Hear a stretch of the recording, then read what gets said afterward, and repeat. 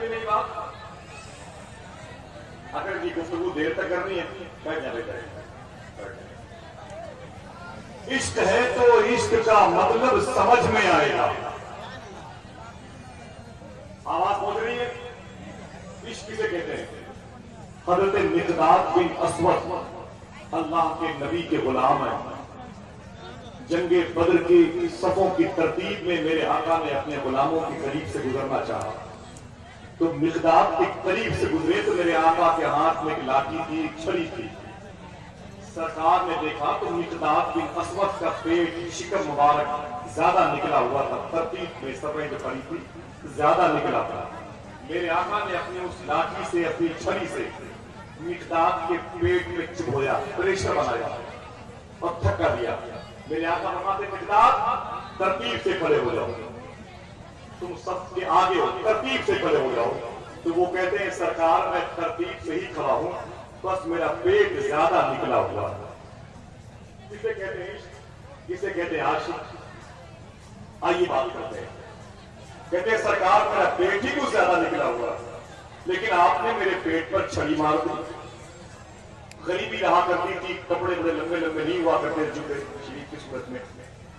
जो उनका कुर्ता भी था वो पेट की ज्यादती की वजह से उनके आगे शिकम तक पहुंच पाया था। खुले हुए पेट पर नबी ने अपनी छड़ी मुबारक चुभोई थी। वो कहते सरकार मुझे तकलीफ पहुंची है, मैं इसका बदला लेना चाहता हूं, मैं इसका बदला लेना चाहता हूं। मेरे आका फरमाते हैं मिकदाद तो ये लो छड़ी और ये मेरा पेट, तो इस पेट पर भी इस लाठी को चुभो दो, मुझे वो दर्द दे दो ताकि तुम्हारा बदला पूरा हो जाए। मिकदाद कहते नहीं सरकार, मेरा पेट उस वक्त खुला हुआ था जब आपने छड़ी मुबारक चुभोई थी। मेरे आका ने अपना कुर्ता मुबारक उठाया और कहा मिकदाद मेरी शिकम पे पेट पर मेरी छड़ी को चुभो दो, चोट पहुंचाओ जैसे मैंने तुम्हें तकलीफ पहुंचाई। हजरत मिकदाद बिन अस्वद जमीन पर बैठ गए और बैठ करके नबी का शिकम, नबी का पेट चूमने लगे। नबी का पेट चूमने लगे और चूम करके रोने लगे और फिर बोले सरकार अस्वद के बेटे मिकदाद के अंदर इतनी विसाख कहां है कि आपको तकलीफ पहुंचा दे। मैं तो अब आपकी इजाजत के बाद मैदान जंग में जा रहा हूं। अगर मैं कुफार की तलवार का मुकाबला करते करते शहीद हो गया, रब की बारगाह में मेरी पेशी होगी, रब मुझसे पूछेगा मिकदाद कहां से आ रहा है, तो कह दूंगा तेरे हबीब का शिकम चूम करके आ रहा। जिसे कहते हैं यार एक मौका मिला है उसे गंवाए मत। इतनी मुकद्दस महफिल है, अपनी नस्लों के एतकाद को भी आप संभाल सकते हो। समझे मेरी बात?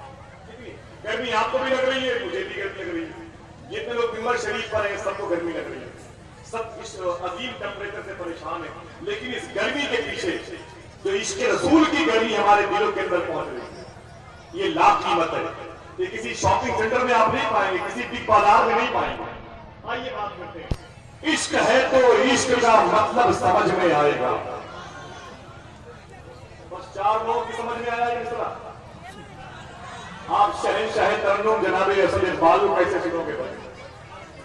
बड़ी खुशी की बात है, हुजूर साहिब सज्जादा ने मसूरी शरीफ के उस अजीम शान शेख को बुला लिया जिनको दुनिया हुजूर सरकारे गुलजारे मिल्लत कहती है, जिनको देख करके न जाने कितने लोगों ने करना पड़ेगा।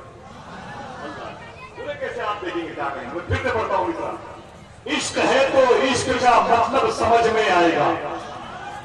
मेरे उस्ताद और मेरे उस्ताद के उस्ताद, अरे मैं बोल रही, आप जिस स्टेज पर हो उस स्टेज पर निदामत तो बड़ी छोटी चीज है यार। आप जिस मुल्क में हो उस मुल्क में किसी दूसरे नाम थोड़ा नाम है। मैं खुद इनके अशार करता हूँ, इनके कदम के नीचे बैठ के शेर पढ़ता हूँ। इश्क है तो इश्क का मतलब समझ में आएगा।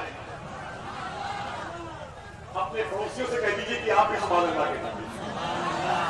इश्क है तो इश्क का मतलब समझ में आएगा। इनका रुतबा जाहिलों की कब समझ में आएगा? इधर देखते रहे आप। इश्क है तो इश्क का मतलब समझ में आएगा। इनका रुतबा जाहिलों की कब समझ में आएगा? मेरी मानो मुस्तफा से इश्क करना सीख लो, इसमें कितना फायदा है तब समझ में आएगा। मेरी मानो मुस्तफा से इश्क करना सीख लो, मेरी मानो मुस्तफा से इश्क करना सीख लो, इसमें कितना फायदा है, इसमें कितना फायदा है तब समझ में आएगा। और अपने कलमे में खुदा ने क्यों रखा नामे नबी, सोचो तो सरकार का मनसब समझ में आएगा। अब आखिरी से बताओ, यहां से वहां तक बिल्कुल कागज की कश्ती है जो आ रहे हैं मिस्र, लेकिन ये वहाबियत के टाइटैनिक जहाज को डुबो सकते हैं। आखिरी सब तक बैठे हुए लोग अपने हाथों बढ़ा के बोल रहे सुभान अल्लाह, दोनों हाथों बढ़ा के बोले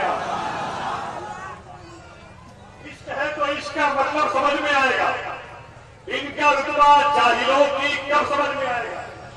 इनका रुतबा जाहिलों की मैं शेर भूल गया इसलिए कि आप सुभान अल्लाह कहना भूल। इनका रुतबा जाहिलों की कब समझ में आएगा? मेरी मानो मुस्तफा से इश्क करना सीख लो, इसमें कितना फायदा है तब समझ में आएगा। और अपने कलमे में खुदा ने क्यों रखा नामे नबी, सोचो तो सरकार का मनसब समझ में आएगा। और जो वली को छोड़ के कहते हैं हम अल्लाह के हैं, अरे कब्र में सोते पड़ेंगे तब समझ में आएगा।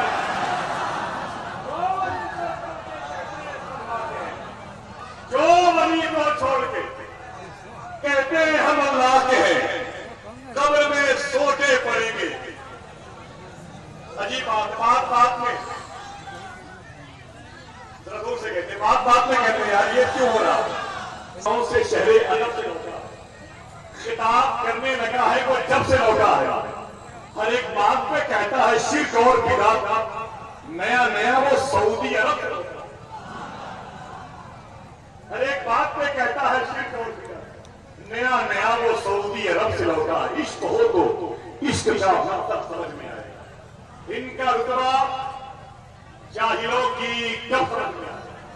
मेरी मानो मुस्तफा से इश्क करना सीख लो, दिल से बोल दे, इसमें कितना फायदा है तब समझ में आएगा। जो वली को छोड़ के कहते हैं हम अल्लाह के हैं, कब्र में सोते पड़ेंगे, कब्र में सोते पड़ेंगे तब समझ में आएगा। बहुत बहुत शुक्रिया। इशारा समझते हैं, इशारा समझते हैं।